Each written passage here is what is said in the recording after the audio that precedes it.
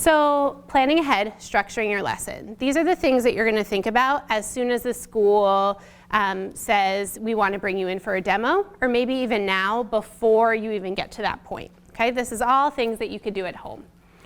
You're going to teach to your strengths. So whatever it is that you think you do better than anyone else, you're going to make sure is part of your demo lesson. Okay? So as I said, I can't do 12th grade calculus. If I get asked to do a demo lesson, I'm not going to pick a calculus standard. The thing that I think that I do really well is, that's actually a great question. What do I do really well? I think that I can build joy and rapport with kids really well. So I'm going to make sure that that is integrated in my demo lesson. Okay? What are some things, actually take 30 seconds. What is something that you do really well that you can incorporate into your demo lesson? Think about that for just 30 seconds. Can I see a thumb up if you have that thing that you're going to include in your demo lesson? Yep. Okay. It's hard to do, right? It's hard to think of that one thing. Let's keep thinking. Yep. See more thumbs coming up. Good. Good. It's important that you know what your one thing is, because that's how you're going to be as confident as possible in your demo lesson. Okay? So if you didn't take a second to jot it down now, make sure that you're continuing to think through it throughout the lesson so that you can make sure that it's part of your demo. You're going to ground your lesson in 1 or 2 standards.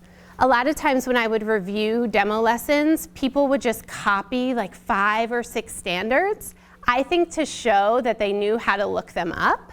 But really, you want to identify which standards am I going to target in this particular lesson, okay? And it's really important that you just narrow it down to just 1 or 2 things that you are going to highlight. You're going to need to plan for a standalone lesson. So many times, really well-intentioned candidates would email me and say, hey, what is the 3rd grade math unit right now? I'm going to find a lesson to fit into that unit.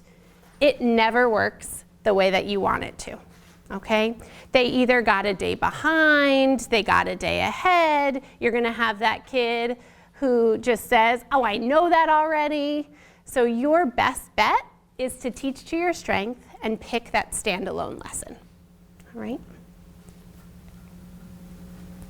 You're also going to try and teach them something new. There are so many times that candidates would do a review lesson and they would say, well, I only had 10 minutes, or, you know, I didn't know what they already knew, so I put this together. If you don't teach them something new and a principal gave you 20 minutes of their student's time, you're telling the principal that you don't respect their time, or you don't have that sense of urgency where every minute of the instructional day counts. So you need to look at those standards that you identified, make sure that they're grade appropriate, especially for that point in the year, and then identify what are you going to teach that's new, and then how are you going to assess mastery for it, okay? That's a challenge, but it's important that we do that. You're also going to identify a clear and measurable objective that can be assessed within that 10 or 15 minutes. So if your something new is a brand new concept that they haven't known before, you're going to break it down into a measurable step that they can accomplish and that you can assess. All right? It's just beyond important.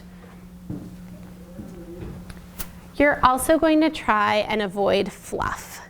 So a lot of times people would do things like have a cutesy art project at the end, and oh, isn't that sweet? The kindergartners can bring home the snow globe.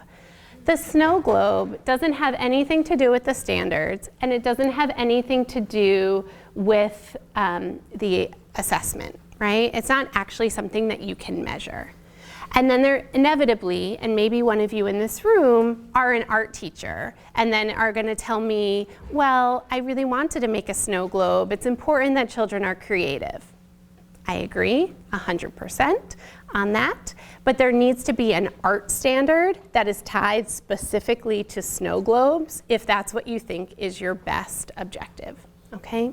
Because what will inevitably happen is the room is going to be a mess, the teacher is going to come back in 15 minutes later, and it's not going to go well for any of you, okay?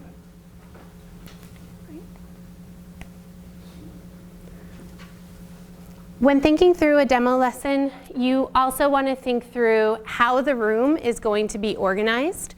It might be an important question to whoever is coordinating your demo lesson.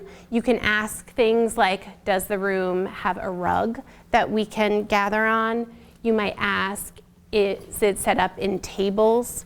Okay, think about the physical space and how that is going to impact your lesson as well, all right? If you want to plan group work, like you see these 3 students working together, thinking through what the job of each person is, how they're going to transition into those groups, all should be part of your consideration.